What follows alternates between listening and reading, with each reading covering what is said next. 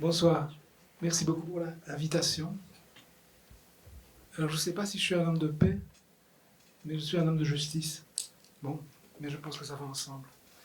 Il n'y a pas de paix sans justice. Bon, je vais me présenter un petit peu quand même. Si un jour quelqu'un vous parle du conflit israélo-palestinien et qui vous dit qu'il est neutre, ne le croyez pas, ça n'existe pas. On ne peut pas être neutre sur un sujet pareil, sur aucun sujet politique d'ailleurs. Donc moi en fait, je suis historien de formation, mais j'ai surtout été professeur d'histoire. Et je suis un militant de longue date pour ce que j'appelle une paix juste entre Palestiniens et Israéliens. Je suis juif, j'ai de la famille en Israël, de différents bords politiques, ça existe. Tous les juifs israéliens ne pensent pas la même chose. Et vous allez voir tout de suite que je suis très engagé et je suis anti-sioniste. Alors, on va beaucoup parler du sionisme dans mon exposé. Vous allez comprendre pourquoi je suis contre le sionisme. En tout cas, tel qu'il s'est concrétisé. Donc j'ai écrit ce livre. J'y ai pensé pendant 15 ans quand je travaillais encore, et j'ai dû attendre d'être pensionné pour avoir le temps de l'écrire. Donc il est paru en 2023, quelques mois avant le 7 octobre. Donc c'est un livre d'histoire, c'est un livre dont le titre initial, c'est le titre de la conférence d'aujourd'hui. Donc Palestiniens et Israéliens comprendront l'impasse pour en sortir. L'éditeur a préféré ce titre-là, qui dit aussi ce qu'il y a dans ce livre, mais je vais un petit peu vous dire ce qu'il y a dans ce livre. Voilà. Donc, ce qui m'a poussé à écrire ce livre, c'est que les médias dominants, donc les médias que nous regardons tous, ou beaucoup d'entre nous, ne donnent pas de clé de compréhension de ce conflit. Ils parlent des événements tragiques qui se passent, mais il n'y a pas de recul historique, ou c'est très rare qu'on ait des reculs historiques. Du coup, la plupart des gens trouvent qu'il est compliqué. D'ailleurs, Luc encore a employé le mot, compliqué. Moi, je dis qu'il n'est pas si compliqué que ça, mais que si on veut vraiment comprendre, il faut remettre en question des idées reçues. Et c'est ça que je vais faire ce soir. Donc, il n'est pas incompréhensible, il n'est pas insoluble. Malheureusement, comme beaucoup de gens trouvent compliqué, incompréhensible et insoluble, beaucoup de gens cultivent un sentiment d'impuissance par rapport à ce qui se passe là-bas. Moi, je pense au contraire qu'il n'est pas aussi compliqué, qu'il peut être résolu et que nous y pouvons quelque chose. J'ai voulu écrire un livre à la fois accessible à des non-initiés, utile pour les militants ou les militantes, pas trop long, donc synthétique, structuré, il y a une table des matières très divisée, très détaillée, avec des outils pratiques, une chronologie, glossaire, carte. Et alors, je vous décris ce qu'il y a dans le livre, puisque vous êtes susceptible éventuellement de l'acheter après. Donc, dans ce livre, non, je vais aussi vous dire ce dont je vais parler ce soir, qui est une partie du livre seulement. Donc, ce livre, d'abord, son premier sujet, c'est l'idéologie sioniste, et les principaux courants de l'idéologie sioniste. Parce que il y a beaucoup de gens qui parlent, enfin, beaucoup de soi-disant spécialistes qui parlent du conflit sans jamais parler du sionisme. Et moi, je pense que c'est une erreur. Il faut parler du sionisme parce que le sionisme imprègne toute la société israélienne et imprègne tous ses dirigeants. En tout cas, une certaine vision du sionisme. Il y a le deuxième chapitre du livre, qui est sans doute le plus long, insiste, non, qui n'est pas le plus long, pardon, insiste sur la mise en pratique du sionisme de 1880 à 1949. Le troisième chapitre parle des conséquences pour les Palestiniens de l'obsession sioniste de faire en sorte qu'Israël soit et demeure un, entre guillemets, État juif. Et ça, ce sera le premier objet, le principal objet de mon exposé. Ensuite, il y a un chapitre sur le sort des populations arabes des territoires occupés de 1967 à aujourd'hui, avec un long développement concernant la bande de Gaza. Et ça, c'est le chapitre le plus long du livre. Et puis il y a un chapitre sur ce que j'appelle la déconstruction des mythes sionistes, et ce sera le second objet de mon exposé, la déconstruction des mythes sionistes. Il y a aussi une partie concernant les préjugés concernant les juifs, qui à mon avis font obstacle à une bonne compréhension de l'impasse dans laquelle se trouve ce qu'on appelle le conflit israélo-palestinien. Il y a une dizaine de pages sur le Hamas, que j'ai intitulé « Diabolisation du Hamas ». J'aborderai pas ça dans mon exposé, mais on pourrait l'aborder dans le débat. Une dizaine de pages sur le terrorisme et les usages du mot et du concept. Et alors le dernier chapitre, note d'espoir, ce sont des pistes pour sortir de l'impasse. Voilà. Alors maintenant je sors de la description du livre. Pour comprendre ce qui s'est passé le 7 octobre 2023 et depuis, il faut s'intéresser au passé. De même, si on veut comprendre pourquoi le conflit israélo-palestinien dure depuis plus d'un siècle, et si on veut comprendre comment on pourrait en sortir. Ce conflit, je mets toujours conflit entre guillemets parce que c'est réducteur, mais bon, c'est le mot. Ce conflit semble insoluble si on accepte la vision sioniste de ce qui oppose Palestiniens et Israéliens, vision qui est dominante dans l'opinion publique occidentale. C'est paradoxal, mais l'opinion publique occidentale ne sait pas ce que c'est le sionisme, mais ils ont intégré le sionisme. Et c'est ça que je veux un peu désintégrer aujourd'hui. Donc, si on veut envisager de sortir de l'impasse, il faut remettre en question cette vision. Le projet politique sioniste, c'est fondamentalement créer en Palestine un État refuge pour les Juifs. Ça, c'est le projet. Mais tel qu'il a été progressivement mis en œuvre, ce projet de colonisation, de peuplement, a mené à de terribles injustices et au malheur, principalement pour les Palestiniens. Mais aussi pour les Juifs israéliens, parce que les Palestiniens n'ont jamais accepté le sort qui leur a été fait pour que le projet sioniste puisse se concrétiser. Ils y ont toujours résisté d'une manière ou d'une autre. Et de plus, et ça nous concerne ici, la non-résolution du conflit a des effets néfastes sur le vivre ensemble chez nous, c'est-à-dire l'augmentation des préjugés racistes, anti-arabes, anti-musulmans et anti-juifs. Pour que la paix règne en Palestine-Israël, il faut que soit rendue justice au peuple palestinien. Et pour cela, il faut oser remettre en question les tabous ou postulats sionistes. Et le postulat principal, c'est qu'Israël doit rester à tout prix un État juif, considéré comme un lieu de refuge pour les Juifs du monde entier, prêt à tout moment à accueillir tous les Juifs du monde qui le souhaitent.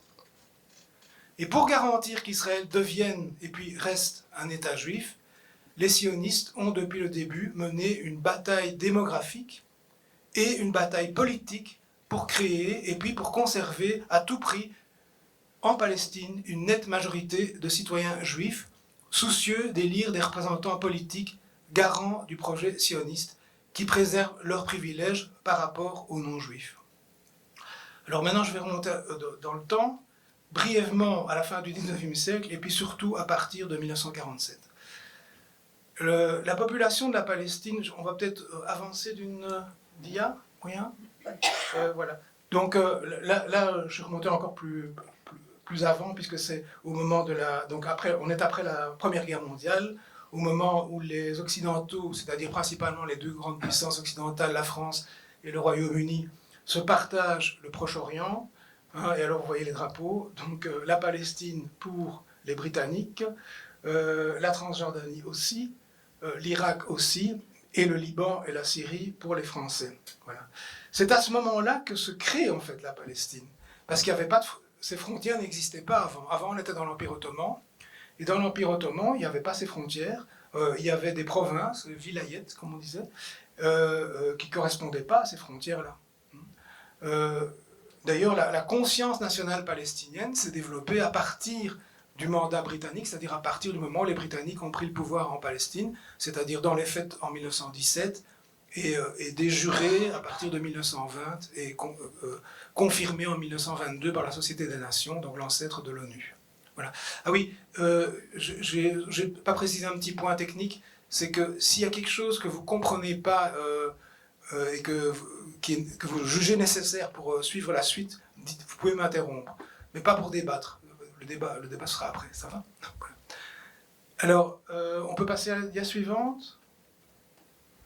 Bon, ça c'est une dia qui vous donne une idée de ce qui entoure Israël et la Palestine. Oui, quand je dis Israël et la Palestine, je devrais dire Israël/Palestine ou Palestine/Israël, parce que c'est le même pays, et c'est tout le problème. Et les gens qui disent Israël et la Palestine, comme si la Palestine se limitait aux territoires occupés, qu'on voit en gris là, mais en petit, on va le voir mieux après. Ce que je voulais montrer avec cette carte-là, c'est à quel point la Palestine, donc la Palestine-Israël ou Israël-Palestine, c'est la même chose. C'est petit, c'est plus petit que la Belgique en fait, c'est environ 25 000 km², voilà, mais c'est allongé. Donc du nord au sud, il y a 500 km, mais par contre en largeur, c'est beaucoup plus petit. Voilà, on peut passer à la suivante. Pas celle-là. Enfin, si, quand même. Ça c'est intéressant parce que c'est le territoire revendiqué par les sionistes en 1919. En fait, ce qui montre la limite du territoire, c'est les petits points, c'est les traits pointillés. Vous voyez? Donc ça prend un morceau de l'Égypte, ça prend un beau morceau de la Transjordanie, devenue la Jordanie, ça prend un morceau du Liban, ça prend un morceau de la Syrie. C'est intéressant quand on sait où se trouve l'armée israélienne aujourd'hui. Hein? Elle n'est plus en Égypte, mais elle n'est pas en Jordanie, mais elle est en Syrie, elle est au Liban. Voilà. Bien, elle est en Iran maintenant. Voilà. Bon, on en reparlera. Voilà. On peut passer à la dia suivante. Voilà. Alors je vais partir de là. Non, je vais d'abord, je reviens un instant, mais on peut laisser la carte, sur la situation démographique de la Palestine. Alors, j'emploie le mot Palestine. Jusqu'à la création de l'État d'Israël, tout le monde utilisait le mot Palestine pour parler de ce territoire. Donc je l'utilise aussi. Et après, on parle d'Israël ou Palestine, selon le point de vue. Donc, la population de la Palestine au début de la colonisation sioniste, c'est-à-dire vers 1880, il y a environ 500 000 habitants. 85% environ sont des musulmans, 10% sont des chrétiens et 5% sont des juifs. Ce ne sont pas des sionistes, ils ne viennent pas d'Europe, ce sont des juifs arabes, de culture arabe. Ils parlent arabe, ils ont simplement une autre religion que les autres et ils ne vivent pas séparément des autres. Et la plupart d'entre eux vont voir d'un très mauvais œil arriver ces juifs très différents d'eux, qui viennent d'Europe et qui veulent créer une société à part, réservée aux juifs. C'est intéressant à savoir. Alors, au début de la colonisation sioniste, sans le soutien d'une puissance coloniale, donc avant que les Britanniques décident de soutenir le projet sioniste, ça arrivera à partir de 1917, c'est-à-dire à partir du moment où les Britanniques vont prendre possession du territoire, le mouvement sioniste achetait des terres en demandant qu'elles soient livrées vides d'habitants.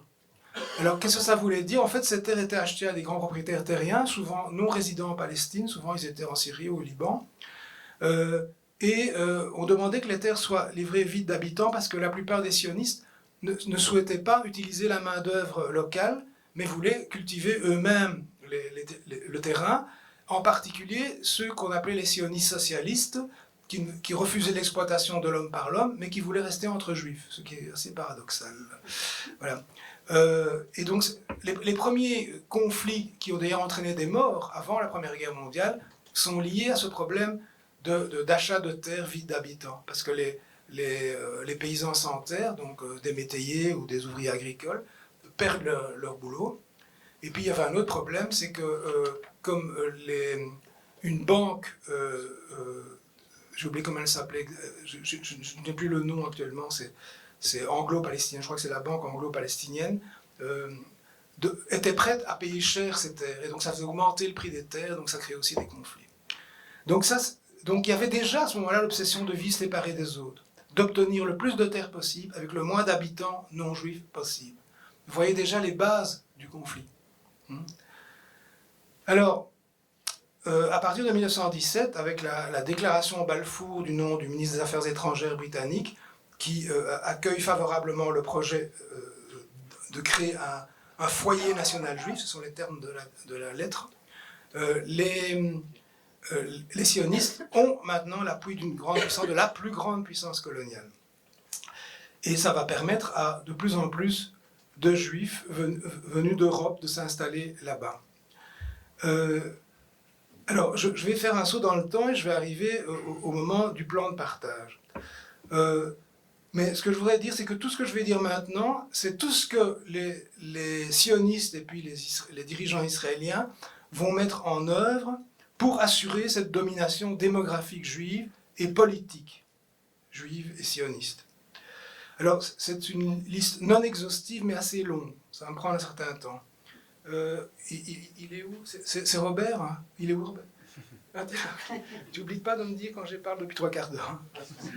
Ok, alors, voilà. Donc, là, nous arrivons à un moment très important, et une grande victoire, en fait, des sionistes. C'est l'adoption par l'Assemblée générale de l'ONU, jeune institution mondiale créée en 1945, là nous sommes en 1947, ils adoptent la résolution de 181 qui prévoit le partage de la Palestine en 3, enfin, 2 États, un État juif, un État arabe, et la région en blanc qui est la région de Jérusalem-Bethléem, qui devait rester internationale. Alors, l'État juif obtient 56% du territoire, pour une population qui est moins d'un tiers de la population totale. Les Palestiniens obtiennent 43% et il y a 1% autour de Jérusalem et de Bethléem. À ce moment-là, gros problème du point de vue sioniste, c'est que sur le territoire attribué à l'État juif, il y a 45% de non-juifs, c'est-à-dire de musulmans et de chrétiens arabes, palestiniens. Ce problème va être résolu par la guerre qui va avoir lieu et qui va commencer en fait par une guerre civile dès le vote de cette résolution. Parce que cette résolution a été votée contre l'avis de toutes les tendances palestiniennes et des pays arabes autour. Donc en fait, qui a la responsabilité d'avoir fait triompher cette résolution? Ce sont les pays européens et les pays américains. Et quand je dis les pays européens, c'est les pays européens de l'Ouest et de l'Est. Parce que il y a eu, sur ce point-là, un accord, pas pour les mêmes raisons, entre les États-Unis et l'Union soviétique. Et les satellites de l'Union soviétique et les satellites des États-Unis ont suivi. Voilà. Je ne peux pas entrer dans les détails, mais dans mon livre, c'est très détaillé. Voilà. On peut passer à la dia suivante? Voilà. Alors, je ne sais pas si vous voyez très clairement, mais je vais expliquer les couleurs. Donc, dans les mois qui suivent le vote du plan de partage, il y a une guerre civile entre les Juifs sionistes et les Palestiniens. Cette guerre va durer jusqu'au 14 mai 1948. Et quand on arrive au 14 mai 1948, qui est la date de proclamation de l'État d'Israël, unilatérale, ce n'est pas une décision de l'ONU, ça, eh bien, en fait, les Israéliens, enfin, les sionistes, qui vont devenir les Israéliens, ont déjà conquis plus de territoire que le territoire qui leur était attribué, et surtout, ont fait fuir, ont chassé environ 400 000 Palestiniens. C'est avant que les armées arabes interviennent. Parce qu'il y a 5 armées arabes qui vont intervenir le 15 mai 1948, les Égyptiens, les Transjordaniens qui vont devenir les Jordaniens, les Libanais, les Syriens et les Irakiens. Ils vont intervenir, mais ce sont les Israéliens qui vont gagner grâce à leur armement, qui est un armement essentiellement européen et essentiellement tchèque à l'époque, tchécoslovaque, avec l'assentiment de Staline. Voilà. Alors, à l'issue de la guerre, donc vous voyez qu'il y a 3 couleurs. Il y a le vert clair, le vert foncé et le moutarde. Là. Donc, la couleur moutarde, c'est ce que les Israéliens ne vont pas conquérir à ce moment-là. C'est 22% de la Palestine. Par contre, les 56% attribués à l'État juif vont devenir 78%. Donc, c'est le vert foncé qui s'ajoute au vert clair.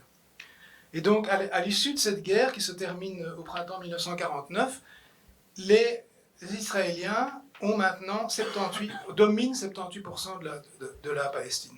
Mais je vous rappelle que je vous avais dit que dans le plan de partage, il y avait 45% de Palestiniens dans l'État juif.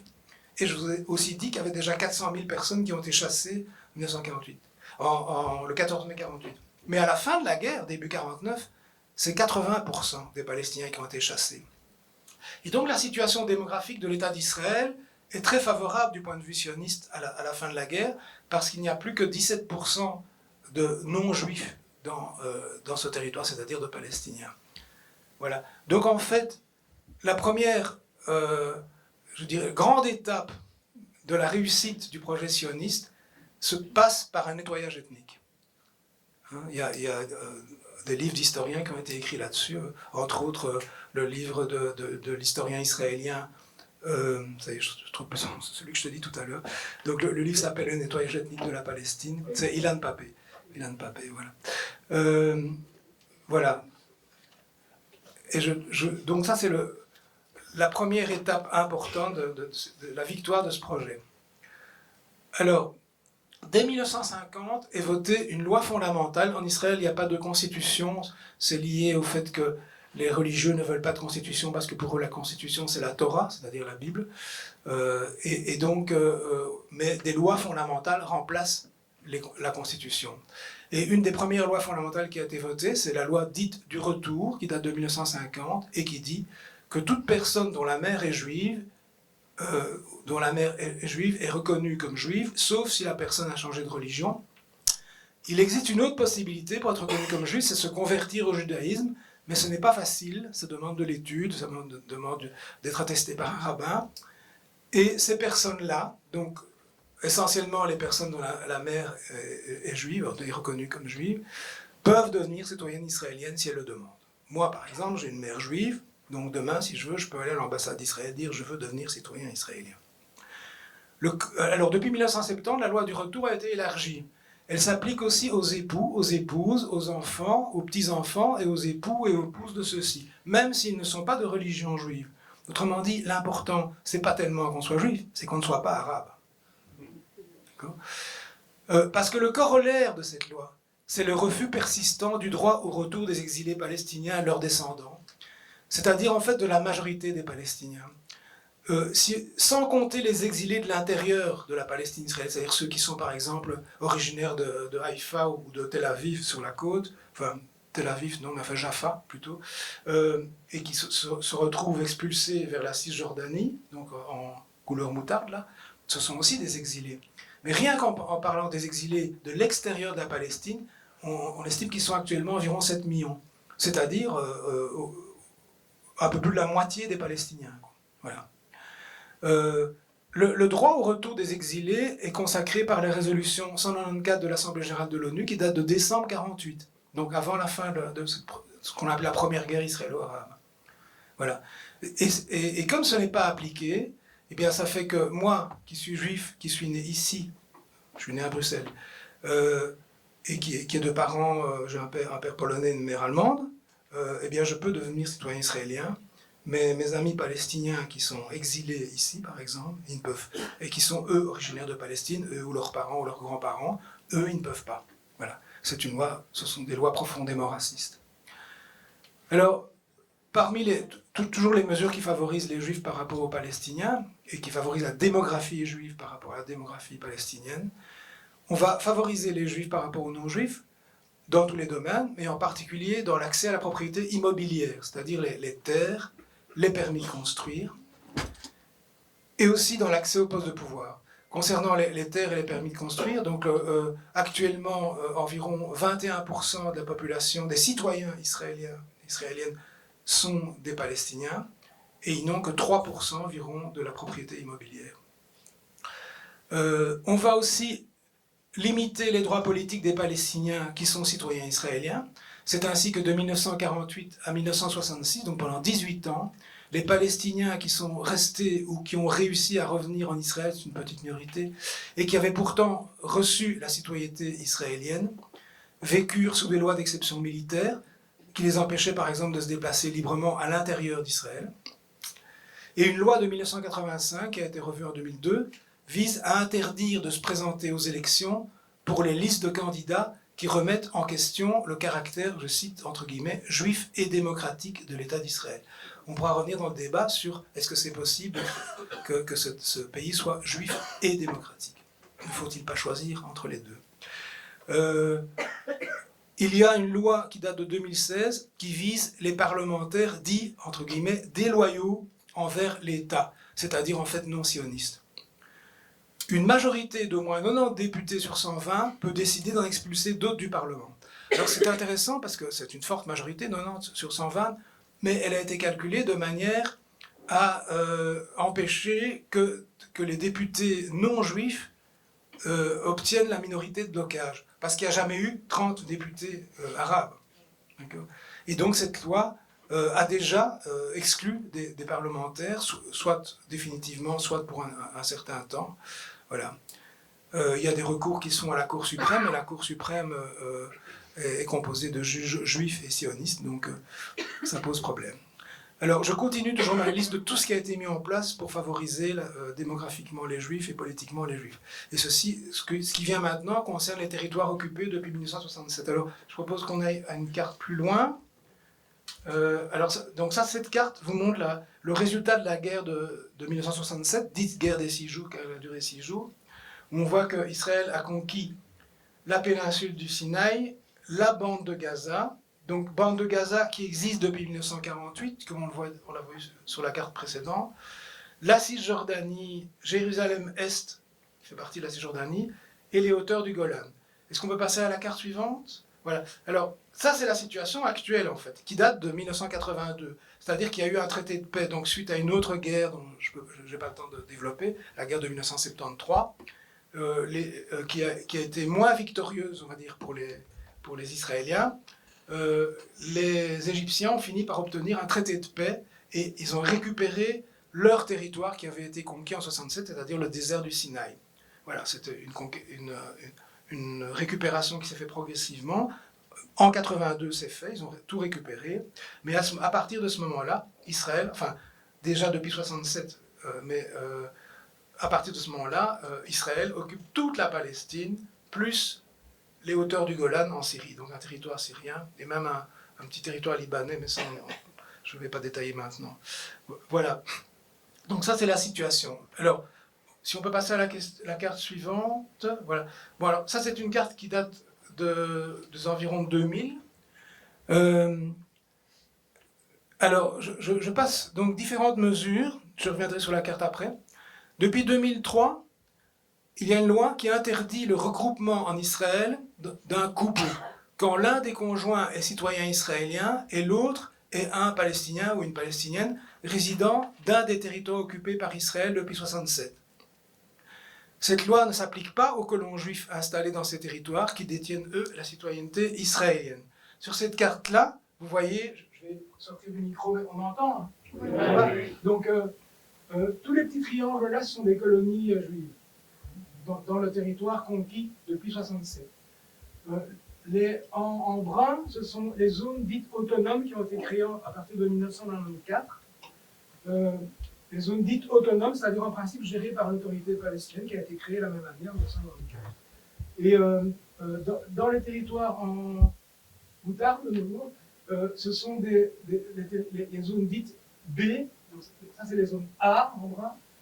Les zones B, ce sont les territoires qui sont administrés civilement par l'autorité palestinienne, mais militairement, au niveau sécuritaire, donc par l'armée israélienne. En réalité, l'armée israélienne contrôle tout, surtout aujourd'hui, mais déjà à l'époque, et interdit aux Palestiniens qui habitent en zone C, c'est-à-dire tout ce qui est blanc, de construire, de s'étendre, des familles qui grandissent. Donc en fait, la vie est extrêmement compliquée. Au lieu que les accords d'Oslo, qui datent de 1993, ont amené une meilleure situation pour les Palestiniens, c'est le contraire qui s'est passé. Parce qu'on a divisé le territoire, on a morcelé de cette manière-là. On a continué à coloniser, avec de plus en plus de colons qui sont installés. Actuellement, si on compte Jérusalem-Est et tout ce territoire-là, ils sont au moins 700 000. Il y a des villes entières, il y a une ville de 80 000 habitants qui se trouve... Par ici, je crois. Il y a Ariel, c'est très grand, il y en a plusieurs ici, on en a là. Malé Adoumim est très grand aussi, plusieurs dizaines de milliers de personnes. Et pour circuler en Cisjordanie, je ne vous ai pas dit que j'ai fait plusieurs voyages là-bas, donc j'ai pu me rendre compte par moi-même. C'est extrêmement compliqué pour les Palestiniens parce qu'ils doivent tout le temps passer par des checkpoints, c'est-à-dire par des barrages, soit des barrages fixes, dont ils savent où ils sont parce qu'ils sont permanents, soit des barrages mobiles, c'est-à-dire que l'armée israélienne bloque les routes un peu partout. Il y en a des centaines. Et ça tue aussi l'économie palestinienne. Voilà. Alors, remarquez que je ne parle pas de Gaza pour le moment. Je ne sais pas combien de temps j'aurai pour parler de ça. Alors, dans les territoires occupés, les Palestiniens sont privés de tout droit politique. Ils sont maintenus sous administration militaire ou sous blocus à Gaza. Et le blocus est très ancien en réalité. Il est extrêmement hermétique depuis 2007, mais il est en fait beaucoup plus ancien. Alors, je vais vous parler du cas particulier de Jérusalem-Est. Jérusalem-Est, dès 1967, a été annexée à Israël. Et ça a été confirmé par une loi en 1980. Mais les habitants palestiniens n'ont pas obtenu la citoyenneté israélienne, contrairement à ceux du Golan. Et c'est intéressant de faire la comparaison. Pourquoi est-ce que les habitants palestiniens de Jérusalem-Est n'ont pas obtenu la citoyenneté israélienne alors que le territoire a été annexé, comme le Golan a été annexé en 1981 ? Eh bien, sur le Golan, ce n'était pas un problème pour les Israéliens d'annexer ce territoire, parce qu'il n'y avait presque plus personne. Ils avaient réussi à chasser presque tous les habitants syriens donc, du Golan. Il restait que quelques milliers de Druzes, et ils espéraient en faire des alliés. Ils n'ont pas réussi, mais ils espéraient. Et donc ils leur ont proposé la nationalité israélienne. À ma connaissance, il y a une petite minorité qui l'a accepté, mais la grande majorité ne l'ont pas accepté. Moi, j'ai visité 2 fois le Golan. J'ai vu qu'à l'intérieur des maisons, des gens, ils avaient des drapeaux syriens. Pas qu'ils soutenaient le régime de Bachar el-Assad, mais ils se sentaient syriens et pas du tout palestiniens. Voilà. Donc là, pas de problème. Par contre, gros problème en Cisjordanie et gros problème à Jérusalem-Est, c'est que, en fait, les Israéliens n'ont pas réussi le coup de 1948-49 en 1967. C'est-à-dire qu'ils ont réussi à expulser que, je mets des guillemets, 250 000 à 300 000 Palestiniens. Mais la majorité des Palestiniens de Cisjordanie et Jérusalem-Est n'ont pas bougé. Et ça, c'est un gros problème, toujours du point de vue sioniste. Actuellement, les Palestiniens sur tout le territoire de la Palestine-Israël, donc tout le territoire occupé depuis 1967 par Israël, ils sont redevenus majoritaires. Mais il n'y a qu'un quart de la population arabe palestinienne qui a des droits de citoyen. C'est ceux qui sont citoyens de l'État d'Israël, qui sont maintenant 1 300 000, je crois, quelque chose comme ça. Les autres, c'est-à-dire ceux de Gaza, ceux de Jérusalem-Est et ceux de Cisjordanie, n'ont pas les droits de citoyenneté. Et donc quand on dit que Israël est une démocratie, je me permets de préciser, c'est une démocratie pour les Juifs, mais pas pour les autres. Autrement dit, c'est un état d'apartheid. Et l'apartheid, c'est un crime contre l'humanité. Bon, alors,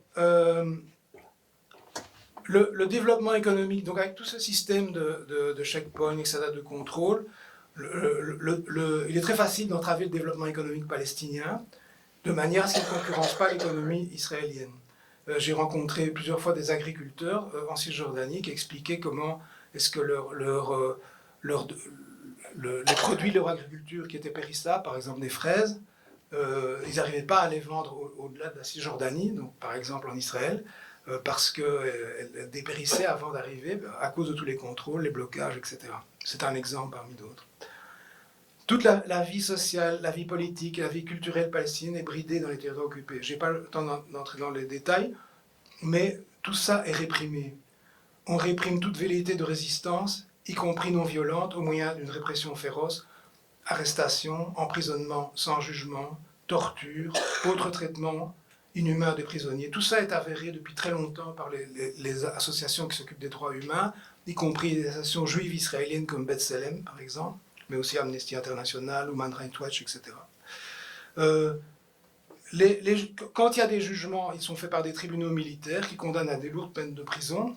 Par exemple, un mineur donc de moins de 18 ans qui a jeté une pierre vers les soldats, il peut faire plusieurs années de prison, par exemple. Il y a les assassinats ciblés et leurs dégâts collatéraux, je mets des guillemets, dégâts collatéraux, parce que quand les Israéliens décident d'assassiner quelqu'un, ils ne prennent pas de risque pour eux, mais ils sont prêts pour tuer une personne à en tuer 10. Hein, c'est ce qu'ils font tout le temps. Voilà. Il y a des routes réservées aux colons juifs, des routes par exemple qui passent en dessous des villages, qui passent au-dessus des villages, il y a des ponts, il y a des tunnels, etc. Il y a des contournements. Les plaques des voitures israéliennes ne sont pas les mêmes que les plaques des voitures palestiniennes, etc. Il y a toutes sortes de systèmes qui permettent de contrôler. Il y a des punitions collectives, hein, par exemple la destruction des maisons des familles de résistants, qui sont systématiquement bien sûr qualifiés de terroristes, et traités en conséquence, c'est-à-dire des terroristes, c'est des gens à qui on ne peut pas discuter, qu'on ne peut qu'abattre. Et alors il y a évidemment le blocus de Gaza, donc je vous ai dit qu'il était très ancien, mais qui est total depuis 2007, c'est-à-dire depuis maintenant 18 ans. Et alors, il y a autre chose, on peut passer à la dia suivante. Voilà, alors ici, bon, c'est pas très visible, mais il y a en rouge une ligne qui est ici,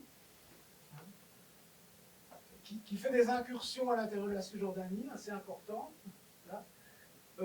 C'est ce que les Israéliens appellent la barrière de sécurité, et que les Palestiniens appellent le mur de l'apartheid. Voilà.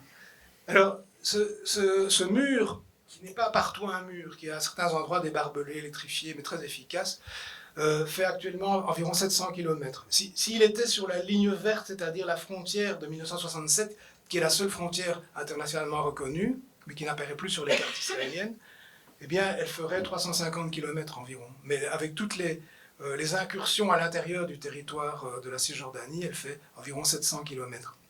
Ce mur, ou cette barrière, a été condamné par l'Assemblée générale de l'ONU en 2003, retenez-vous bien, par 144 voix contre 4. Les 4 voix, c'était Israël, les États-Unis, et alors 2 groupes d'îles, je crois que c'est les îles Marshall et Vanuatu, qui sont en fait des satellites américains. Voilà. Et elle a été condamnée aussi par la Cour internationale de justice en 2004, qui a émis un avis disant qu'elle était illégale parce qu'entièrement construite en territoire occupé. Ce qui est vrai. Voilà. Vous en voulez encore? Bon. Alors, pendant tout ce temps, donc j'ai parlé de nettoyage ethnique. En fait, le nettoyage ethnique ne s'est jamais arrêté, mais il s'est continué à petite dose. Je donne un seul exemple, mais en fait, il y en a des tas. Et je prends, pas par hasard, cet exemple-là. C'est sous le gouvernement Rabin, vous savez, cet homme de paix, 1992, le gouvernement Rabin expulse 415 Palestiniens des territoires occupés vers le Liban, donc considérés comme des terroristes, bien sûr. Ça a été condamné par l'ONU immédiatement après, mais rien n'y a fait, ils n'ont pas pu revenir. Bon, ce n'est qu'un petit exemple, en réalité il y a eu plein d'expulsions, mais je n'ai pas le temps d'entrer dans d'autres détails. Alors, je vais encore citer la loi État-nation du peuple juif, qui est de nouveau une loi fondamentale, mais qui date de 2018, donc beaucoup plus récente que celle dont j'avais parlé avant. Et je vais vous en lire des extraits. C'est très édifiant. La terre d'Israël est la patrie historique du peuple juif, dans laquelle l'État d'Israël a été créé. Vous remarquez que terre d'Israël et État d'Israël, il n'y a pas un signe d'égalité. L'État d'Israël a été créé dans la terre d'Israël. L'État d'Israël est le foyer national du peuple juif dans lequel il réalise son droit naturel, culturel, religieux et historique à l'autodétermination. Le droit d'exercer l'autodétermination nationale dans l'État d'Israël est propre au peuple juif, autrement dit réservé au peuple juif. Je reviendrai plus tard sur la notion de peuple juif. Jérusalem entière et unifiée est la capitale d'Israël. Ça n'a jamais été reconnu par l'ONU. Ça a été reconnu par Trump lors de son premier mandat. Il a organisé le transfert de l'ambassade des États-Unis à Jérusalem. La langue de l'État est l'hébreu. L'arabe n'a plus qu'un... Alors là, je sors de la citation. L'arabe n'a plus qu'un statut spécial, alors qu'avant, c'était une langue d'État au même titre, en tout cas officiellement, que l'hébreu. Donc, dans cette loi, on dit que l'arabe a un statut spécial, mais ce statut spécial n'est pas précisé dans cette loi fondamentale. Donc, ce qui est sûr, c'est que ce n'est plus une langue officielle, quoi. Et alors, dernière citation que je mets, donc je ne vous ai pas cité toute la loi, mais l'essentiel. L'État considère le développement des colonies juives comme une valeur nationale et agira pour encourager et promouvoir leur création et leur renforcement. Alors, il faut savoir que quand il parle dans cette loi de colonies juives, ce n'est pas seulement les colonies construites dans les territoires occupés depuis 1967. C'est aussi de nouvelles colonies construites, par exemple, dans le nord du désert du Negev, qui est dans la partie sud d'Israël, où on chasse des bédouins, c'est-à-dire des semi-nomades éleveurs, enfin, en tout cas à l'origine, pour permettre l'établissement de nouveaux villages, colonies donc juives. Voilà. Ça, c'est une loi fondamentale 2018. Et il y a encore des gens qui disent que ce n'est pas un état d'apartheid ni colonisateur. Alors, ce qui a suivi depuis lors, et encore plus depuis l'arrivée au pouvoir de l'actuelle coalition d'extrême droite en décembre 2022, a encore aggravé considérablement la situation des Palestiniens, où qu'ils soient, et augmenté leur désespoir. C'est dans ce contexte qu'a eu lieu l'opération dite déluge d'Al-Aqsa, c'est-à-dire l'attaque du Hamas, enfin organisée par le Hamas, il n'y avait pas que le Hamas, le 7 octobre 2023. Je ne vais pas détailler là-dessus, mais on pourra y revenir dans le débat si ça vous intéresse. Voilà. La colonisation a continué, elle continue toujours. Les colons les plus extrémistes, c'est-à-dire surtout les sionistes religieux, mais pas uniquement, agressent de manière permanente. On a parlé d'un pogrom dans le village d'Ouara, qui se trouve au sud de Naplouse, dans la partie nord de la Cisjordanie, où ils ont carrément mis le feu aux maisons, etc. Enfin, on est dans une situation épouvantable. S'il y en a parmi vous qui ont vu le film No Other Land, vous avez pu voir un peu ce que ça donne, l'action conjuguée des colons et de l'armée israélienne. Là, c'est dans le sud de la Cisjordanie, au sud d'Hébron. Voilà. Bon, ça, c'était la fin de ma première partie. J'en suis où dans le temps? Encore une vingtaine de minutes. Ah, ça va, j'espère, ça ira. Voilà. Bon, j'ai fini ma longue liste qui n'est pas exhaustive de toutes les mesures prises pour assurer une majorité démographique et une majorité politique aux Juifs israéliens. Alors, maintenant, je vais parler du narratif sioniste. Le narratif sioniste, c'est-à-dire la manière dont les sionistes voient leur histoire, l'histoire des Juifs, l'histoire du projet sioniste, et qui justifie à leurs yeux cette politique.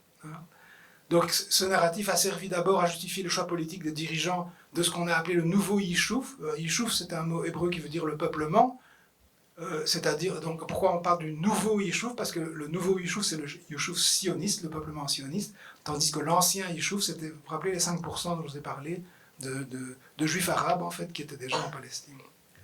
Donc, ce narratif sioniste sert à justifier ce que les dirigeants du nouveau Yishuv ont fait entre 1880 et 1947, et puis à légitimer les actions des gouvernements israéliens successifs auprès des Juifs israéliens, mais aussi auprès du monde extérieur. Ce narratif sioniste repose largement sur des mythes, ce que je vais démontrer en quelques mots. Alors, dans mon livre, je parle de beaucoup plus de mythes que ça, mais j'ai pris les principaux. Selon les sionistes, les Juifs du monde entier constitueraient un seul peuple dispersé contre sa volonté un peu partout dans le monde depuis 2000 ans. Donc il aurait été dispersé à l'époque de la domination romaine sur la Palestine, mais ayant constamment espéré un retour sur sa terre ancestrale. Je mets retour entre guillemets. Sa terre ancestrale, c'est Eretz Israël, ce qui veut dire la terre d'Israël, dont les frontières ne sont pas clairement définies, mais dont le cœur serait la ville sainte de Jérusalem, lieu d'édification du premier puis du second temple, qui est le lieu le plus sacré du judaïsme, et dont le mur des lamentations serait un vestige. Cette Eretz Israël, cette terre d'Israël, englobe au moins tout le territoire de la Palestine dans ses frontières établies par les Britanniques et les Français au lendemain de la Première Guerre mondiale.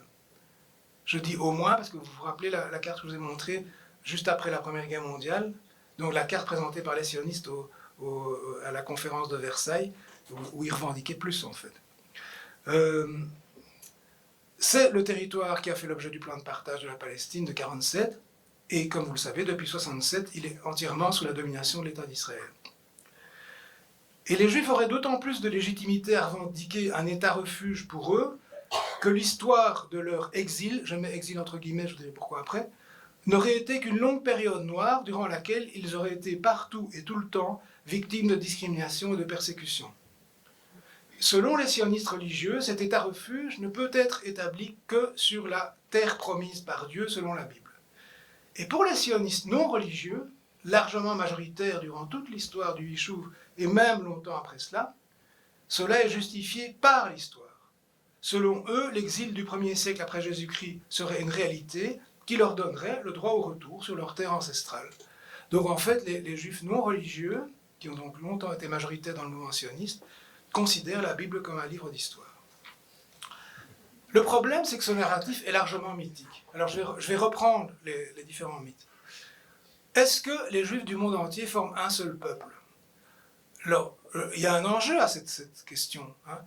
C'est le droit à l'autodétermination de ce peuple sur son territoire d'origine. Or, si on prend la définition du petit Robert de peuple, le peuple, c'est un ensemble d'êtres humains vivant en société, habitant un territoire défini et ayant en commun un certain nombre de coutumes et d'institutions. Bon, que les Juifs du monde entier habitent le même territoire, c'est certainement pas vrai. Mais alors on peut prendre une autre définition, c'est la définition de nation, qui est quand même assez proche. Ce serait un groupe humain qui se caractérise par la conscience de son unité, historique, sociale et culturelle, et la volonté de vivre en commun. Donc c'est plutôt ça l'idée. En fait, on a toujours aspiré à vivre ensemble sur ce territoire-là, qui est notre patrie ancestrale. Moi, je dis que c'est un mythe que tous les Juifs du monde forment un seul peuple, ou une seule nation. À part leur religion, qu'est-ce qu'il y a de commun entre un Juif des États-Unis, un Juif indien ou un Juif marocain? Il n'y a que la religion. Et encore, ils ne la pratiquent pas tous de la même manière, mais enfin, ils ont quand même les mêmes livres sacrés, l'hébreu ancien comme langue commune, etc. Oui, il y a la religion en commun, mais pour le reste, Les Juifs des États-Unis parlent anglais, ils mangent à l'américaine. Les Juifs du Maroc, ils mangent à la marocaine. Enfin, ils n'ont pas les mêmes langues, ils n'ont pas les mêmes habitudes vestimentaires, ils n'ont pas la même musique, etc. Dire qu'ils forment un seul peuple. Alors, mais est-ce qu'il existe des peuples juifs? Alors là, je dirais oui. Par exemple, pour ce qui concerne ce qu'on a pu appeler à un moment donné le peuple yiddish dans l'Empire russe. Par exemple, la langue maternelle de mon père, c'est le yiddish, et il vivait sur un territoire défini, avec des juifs qui avaient la même culture, la même langue, les mêmes habitudes vestimentaires, etc. On peut dire qu'ils formaient une nation. D'ailleurs, le parti politique le plus puissant de cette région du monde, donc c'était dans l'ouest de l'Empire russe, parce que les juifs étaient confinés dans l'ouest de l'Empire russe, à la fin du 19e siècle, c'est là qu'il y a le plus de juifs au monde. Eh bien, ils avaient, effectivement, on peut dire qu'ils formaient une nation, et même un peuple, parce qu'ils avaient le même territoire, etc. Notez qu'ils ne revendiquaient pas un État séparé. Le principal parti, c'était le Bund, donc l'Alliance, c'est un nom beaucoup plus long, mais bon, je vous épargne de ça. C'était un parti qui revendiquait une autonomie culturelle, mais pas un État à part. Et il y a un autre peuple juif dont il faut parler, c'est le peuple juif israélien. Il est né dans les conditions que je vous ai expliquées, mais il existe. Et on ne peut pas faire comme s'il n'existait pas. Les Israéliens, ils ont maintenant une culture commune, une langue commune qui est l'hébreu moderne, qui n'est pas l'hébreu de la Bible. Et ils existent aussi. Donc si on veut trouver une solution au conflit, il faut en tenir compte. Il y a des gens qui disent le cas d'Israël, c'est comme le cas d'Algérie. Je dis non, ce n'est pas tout à fait la même chose, parce que la majorité des Juifs israéliens n'ont pas d'autre patrie, n'ont pas une double nationalité. Beaucoup de gens croient ça. Il y a une minorité de Juifs israéliens qui ont deux nationalités. Il y a des franco-israéliens, des belgo-israéliens, des américano-israéliens, ça existe. Mais ce n'est pas la majorité. La majorité, maintenant, vu que ce pays est là depuis 1948 et avant, ce sont les descendants des gens qui sont arrivés à ce moment-là ou avant. Je prends un exemple de ma famille. J'ai deux cousins qui étaient des orphelins de guerre à la fin de la guerre. L'un avait 11 ans, l'autre avait 13 ans. Ils étaient perdus. Ils ont été récupérés par les sionistes, là-bas, en Pologne, qui les ont emmenés en Palestine avant la création de l'État, comme beaucoup d'autres orphelins. Et ils ont créé une famille là, ils ont eu des enfants, des petits-enfants, des arrière-petits-enfants, etc. Donc ils existent, il faut en tenir compte. Donc on en parlera si on parle des solutions. Alors, autre mythe, les Juifs d'aujourd'hui seraient les descendants des exilés de Palestine du 1er siècle après Jésus-Christ. Tous les historiens sérieux savent qu'il n'y a pas eu d'exode massif. Il y a peut-être eu quelques dirigeants politiques juifs dans des révoltes juives qui ont été exilés. Mais la majorité des Juifs de l'époque n'ont pas été exilés. La soi-disant dispersion des Juifs n'a pas eu lieu. Par contre, à la fin de l'Antiquité et au début du Moyen-Âge, la religion juive, comme la religion chrétienne naissante, est une religion prosélyte qui cherche à convertir et qui réussit à convertir. Et en particulier des chefs d'État qui entraînent leur peuple à la conversion, ou une majorité de leur peuple. Exemple, il y a eu des conversions massives au 1er siècle dans le royaume d'Adiabène, au nord de l'Irak et de l'Iran. Au 5e siècle dans le royaume d'Himyar, au Yémen. Au 7e siècle, il y a eu des conversions de tribus berbères au Maghreb, suite à la conversion d'une reine. Au 8e siècle, il y a eu des conversions d'un roi dans le royaume khazar, un immense royaume qui couvrait l'Ukraine actuelle et jusqu'au Caucase. Voilà. C'est ça qui explique la dispersion des Juifs. Ils ne venaient pas de Palestine, ce sont des conversions. Voilà. Donc on peut penser d'ailleurs que, on ne peut pas le prouver, mais enfin c'est une hypothèse quand même assez plausible, que la majorité des Juifs de l'époque, puisqu'ils n'ont pas été exilés, se sont en fait convertis d'abord au christianisme et à partir du 7e siècle à l'islam. Et que les Palestiniens d'aujourd'hui sont sans doute les... C'est quoi, 10 minutes? Ah ben ça ira. Sont sans doute les descendants des Juifs de l'Antiquité. Voilà. Je dis sans doute, mais ça me semble très plausible. Alors, est-ce qu'il y a un constant désir de retour en Terre Sainte au cours des siècles? Alors, dans certaines prières juives, on dit « l'an prochain à Jérusalem ». Est-ce que l'an prochain à Jérusalem est une proclamation sioniste? Eh bien non. Dans les prières, quand on dit « l'an prochain à Jérusalem », c'est l'espoir de l'arrivée sur terre du Messie, qui serait le signe du pardon par Dieu des péchés des hommes et qui se concrétiserait par le rassemblement des Juifs en Terre Sainte. Ce n'est pas un projet politique, c'est un projet religieux. Donc c'est tout à fait différent du projet politique de créer en Palestine un État refuge pour les Juifs du monde entier qui vivraient séparés des non-Juifs. Et d'ailleurs, aujourd'hui, la majorité des Juifs continuent à vivre en dehors d'Israël. Environ 60% des Juifs dans le monde habitent en dehors de l'État d'Israël. Et il y a de plus en plus de Juifs israéliens qui quittent Israël, on pourra en reparler si ça vous intéresse. Certainement plus d'1 million aujourd'hui. Alors, dernier mythe auquel je m'attaque, c'est le mythe, non l'avant-dernier, pardon, c'est le mythe de l'antisémitisme éternel. Puisque les sionistes ont une vision extrêmement pessimiste. Ils disent, ça ne sert à rien de continuer à essayer de se battre contre l'antisémitisme, ce qu'il faut, c'est se retrouver entre nous, dans un État fort, soutenu par une grande puissance, qui va nous protéger. Il y a eu effectivement beaucoup de persécutions des Juifs au cours de l'histoire, mais pas partout, ni tout le temps.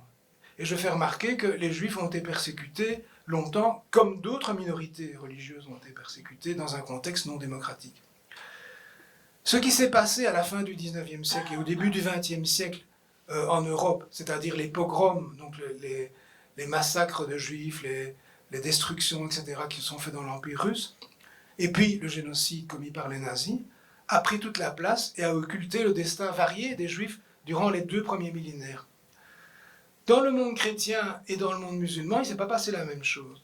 Dans le monde chrétien, avant les croisades, c'est-à-dire avant le XIe siècle, il n'y a pas d'interdit professionnel, il n'y a pas de ghetto, c'est-à-dire de quartier réservé aux Juifs, où ils étaient obligés de résider, il n'y a pas d'expulsion massive. C'est à partir des croisades qu'il va y avoir tout ça, dans le monde chrétien. Et dans le monde arabo-musulman ou musulman, les Juifs, comme les autres minorités religieuses, étaient considérés comme des citoyens de seconde zone, dans la mesure où, par exemple, ils devaient payer un impôt particulier en tant que non-musulmans, ce qui d'ailleurs incitait une partie d'entre eux à se convertir. Mais il n'y a pas eu de persécution systématique, ou alors de manière très localisée à certains moments. Voilà. Mais il n'y a pas une animosité éternelle entre Arabes et Juifs, ça c'est encore une invention. Voilà.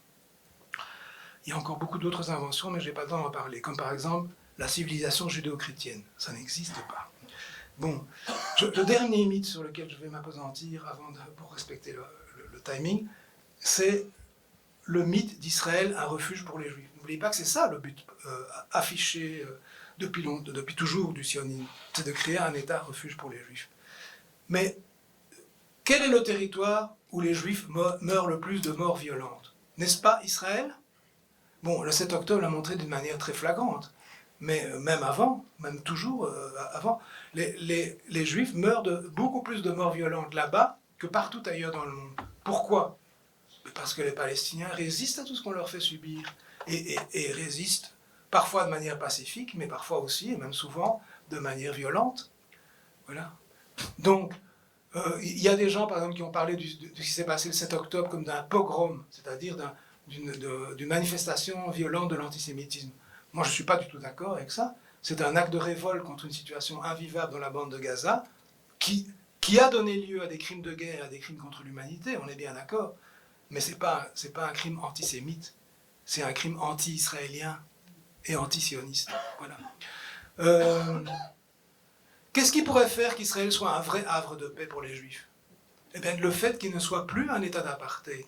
C'est-à-dire que l'ensemble des habitants d'Israël-Palestine ou Palestine-Israël, il faudra trouver un autre nom, soient traités sur un pied d'égalité. Donc, paradoxalement, qu'ils renoncent à être un État juif, qu'ils renoncent à la loi du retour, et qu'ils reconnaissent et appliquent le droit au retour des exilés. Qu'Israël-Palestine ou Palestine-Israël devienne un État réellement démocratique, binational, c'est-à-dire qui reconnaît non seulement l'égalité des gens individuellement, mais qui reconnaît aussi qu'il y a deux nations principales qui vivent sur le même territoire, un peu comme en Belgique. D'accord ? Voilà. Voilà, qu'est-ce que je veux encore dire ? Donc, sans cette loi dite du retour, cet État binational pourrait devenir une véritable terre d'accueil pour les Juifs qui seraient persécutés ailleurs dans le monde. Pourquoi ? Ce droit est reconnu par la Convention de 1951 relative au statut des réfugiés et son protocole de 67. Bon, on sait que ce droit est loin d'être respecté partout. Mais dans un État binational dont les Juifs constitueraient l'une des deux composantes principales, on a tout lieu de croire que ce droit serait correctement appliqué au moins aux juifs qui seraient en perdition ailleurs et qui seraient des demandeurs d'asile, comme on a relativement bien accueilli les Ukrainiens en Belgique, mais tout en accueillant très mal d'autres. Hein. Voilà. Bon. Et qu'est-ce qui fait obstacle à une solution juste au conflit? Ça, je n'ai pas le temps de développer, mais je vais terminer par ça. Ben, l'obstacle principal, c'est le soutien dont l'État d'Israël bénéficie de la part des dirigeants des États-Unis, la plus grande puissance militaire mondiale, et européen, une grande puissance économique, malgré son refus systématique de se plier au droit international et aux résolutions de l'ONU. D'où l'importance de l'action des opinions publiques. Voilà. Alors, il y a plein de questions qu'on pourrait débattre, mais je vais m'arrêter là. Hein, par exemple, parler du cas de Gaza, parler des particularités de l'apartheid israélien, puisqu'on nous dit toujours « Oui, mais c'est pas comme l'apartheid sud-africain ». C'est vrai, c'est pas comme l'apartheid sud-africain, mais c'est un apartheid quand même, si on se réfère à la définition juridique de l'apartheid. Voilà, vous avez déjà compris que tous les juifs sont pas sionistes. Le sionisme a longtemps été minoritaire parmi les juifs, jusqu'à la Deuxième Guerre mondiale. C'est le judéocide, donc le génocide des juifs par les nazis, qui a changé ça. Et voilà, ben je vais, si vous voulez, on pourrait parler, enfin on peut parler de tout ce que vous voulez maintenant. Le lobby pro-sioniste, Hamas, terrorisme, etc. Voilà, j'arrête là.